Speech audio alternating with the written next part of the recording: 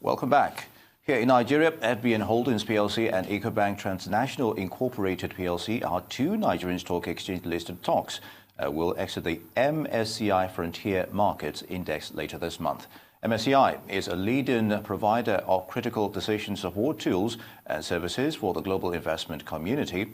Now, the exit of ETI and FBN Holdings follows changes in the constituents of the Frontier Index, as announced by MSCI Inc., a leading provider of research-based indexes and analytics. According to media reports, the stocks were removed from the index because their market capitalization has fallen below the prescribed threshold. And from all this is Philip Anegbe, a team lead at CardinalStone Research Limited, joins me in the studio. Philip, good morning. It's good to have you. Good morning.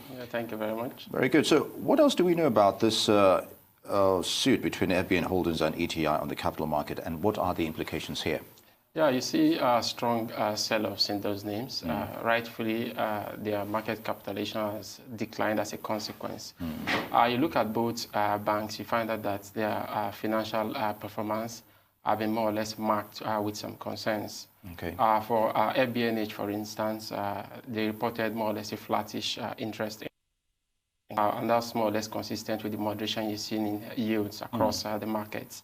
But beyond that, there was significant pressures on the operating expense front, and that more or less does not bode well, particularly when you look at the bank from a cost-to-income standpoint. I think cost-to-income ratio is still over 70%, and that's some concern. Although they've been able to actually keep NPLs down, but with pressures coming from the Apex Bank for a number of the institutions to meet the new LDR ratio of 65% by December, that could more or less play into the talks, essentially. For ETI, they've also had issues with interest income. I think it was more or less lower over the 9-month period. But beyond that, operating expense and NPL was a concern for ETI. Yeah. I think they recently more or less exited or scaled down on some of their operations outside Nigeria. And the Nigerian leg of the business has also not fared very well. So no surprise that a number of investors reacted by selling down on those names, especially given the bearish market sentiments generally. Indeed. Now, are there likely to be more companies affected at this rate, especially regarding the MSCI Frontier, you think? Yeah, definitely, especially with the broad expectations for continued sell-offs across the market. There's going to be another review in February next year. So a number of companies can be affected if these sell-offs continue, so rightfully.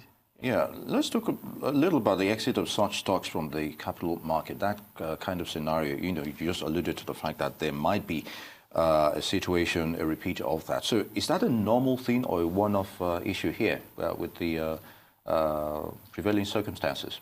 Yeah, well, it's normal that they do these reviews from time to time. I think sometime in May it was positive for Nigeria when MTN was included into a major index. So we saw the market rally strongly, more or less offsets the year-to-date losses that we saw in that time. But it so happened that this time around, we more or less got the stick with the exclusion of ETI and FBNH amongst a few others. So that more or less could drive some sell-off. So it's routine adjustments, depending on what happens to markets. Capitalization, maybe trading volumes. Routine adjustments, all right, but what is the mood among investors? That anxiety that, probably this company might go at the end of the day. Well, for companies that you expect them to, the index to actually remove, you want to more or less scale down on exposure, typically. Because you have foreign portfolio investment who track the index, they will have to adjust their positions to reflect the changes. So that could be bad for those names. All right. So when such companies fall below the market capitalization threshold, the implication on the market itself, how would you reflect on that? Well, it's not positive for the market because it basically drags the overall index lower, especially when major names are affected. And of course, there's a very strong bearish sentiment in the market. And that could be largely pinned to the reality that the growth story is probably not compelling enough to attract a number of flows into the market.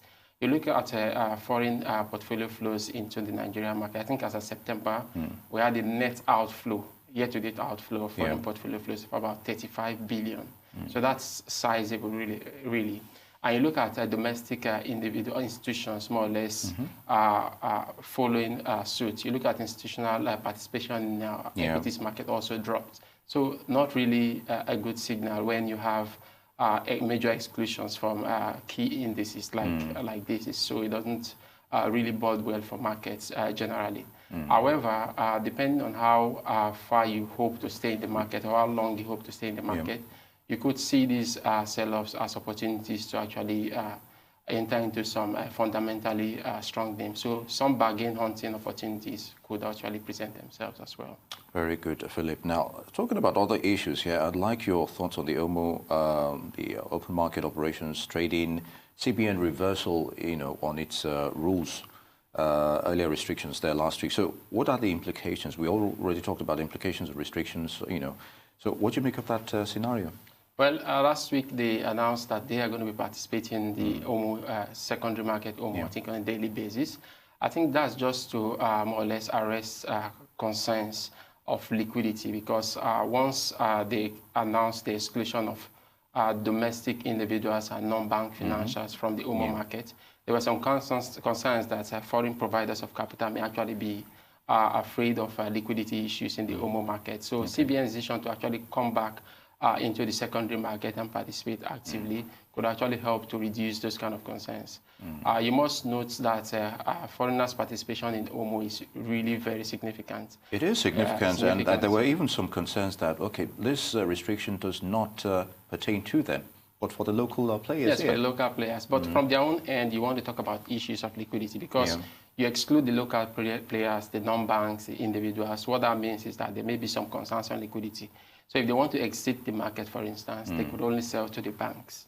So that may more or less pose some concerns, because they can no longer sell to the PFAs or other individuals to exit if they want to.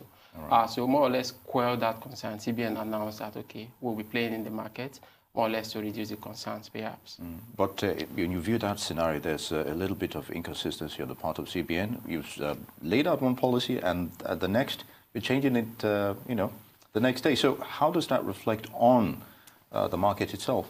Well, first, I wouldn't say change, because the initial policy was targeted at non-banks, domestic institutions, as well as individuals domestically. All right. The FPIs, they were always protected in a separate market, basically. CBN said, okay, you can continue to engage in this OMO market alongside banks. Well, I think the new move is just to address the issue of liquidity, like I mentioned. But then the overriding expectation is that we continue to see a flow of demand from the OMO space into treasury bills and bond space. And that could more or less lead to yield moderation, given the expected bullish sentiment. So people want to pick up T-bill and the bonds, basically, because they can no longer play in the OMO space. But from time to time, you should also expect some profit taking, like we saw last week. I think in the T-bill space, there was some sell-offs, I think the short end and the long end of the T-bill space. Bonds, the bond yields were basically relatively stable. So you expect more of the same going into the coming week. Yeah. Now, in view of the weak market sentiments recently, and beyond the traditional sectors who perform well, which other sectors do you think can actually lift the fortunes of the market, as it were? We still have 4 days to go in the week. Yeah, given the 9 months results that we've seen that the banks were more or less better able to weather the storms. A few names in the banking space more or less came to mind, more or less jump at you. I look at Access Bank, despite earlier concerns about their merger with Diamond Bank, giving some assets a number of people consider to be toxic. They really performed well, more or less, more than expectation. We did see operating expense pressures, NPLs slightly above the 5% CBN threshold, but other than that, they demonstrated a strong ability to actually grow non-interest income, grew really strongly. And I think interest income also grew by over 70%, which is also positive, especially in view of the recent consolidation of business. I think the likes of GTC has a decent cost-to-income ratio. They are a leader on that front. Decent cost-to-income ratio. Zenith also doing very well. The likes of ETI, they continue to struggle. I did mention scaling down of operations outside Nigeria. Non-Nigerian business also not doing as well as you would want it to. So our banking space has demonstrated our ability to actually weather the storm, despite the pressures they are seeing, particularly the LDR front, the SDF adjustments. Indeed. So they more or less responded well. NPLs have not shot over the roof as expected previously, when the initial announcements were made. So they've been relatively stable. All right. You're looking at other sectors that could actually weather the storm a little, aided by maybe one or two supports from government policy. Okay. You want to look at sectors where there are key supports or initiatives on the part of the government to support them. Yeah. The cement sector, they've not performed too badly from an earnings standpoint. I know the last Dangote report was not so good. Okay. But then they have we've key seen support. a merger in that. Oh no, sorry, that scenario as well. Yeah, that scenario. So, so you have a number of them enjoy strong tax concessions, huge tax credits, key supports. There's still a compelling case when you look at the infrastructure gap in the market.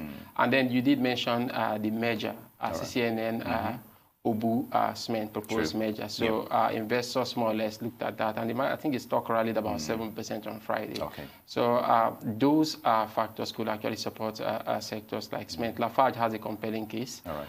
They more or less sold off the troublesome South African troublesome quotes and unquotes. So I mean, it was largely margin dilutive, basically. So they sold off the business, and they're more or less looking to actually turn the corner. The last result was good. The expectation is that the results will continue to improve as other quarters unfold. Indeed. And, in 30 seconds, I'd just like your outlook on the market for the rest of the week. Well, outlook on the market is still bearish. I did mention that there's no strong, compelling growth story for the Nigerian market. When you consider the fact that we are growing at below population growth rates, that tells you that per capita income is likely going to be weak or remain weak. And that would mean consumption will be weak. With consumption weak, a number of companies will be forced to operate at below capacity. When they're operating below capacity, performance, earnings, and everything will be affected. So it's no surprise, basically. So we're still largely going to be bearish. But then you expect investors to react to some of the recent news. CCNN is one of them. You could see some people look to take positions. Could be. And then beyond CCNN, you have a number of people could react to the MSCI exclusion for LBNH and DTI, which will be negative. All right, very good. Philip Anegbe of Team Lead, CardinalStone, I'd like to thank you very much for those issues. Your thoughts on them. It's good to have you. Thank you very much.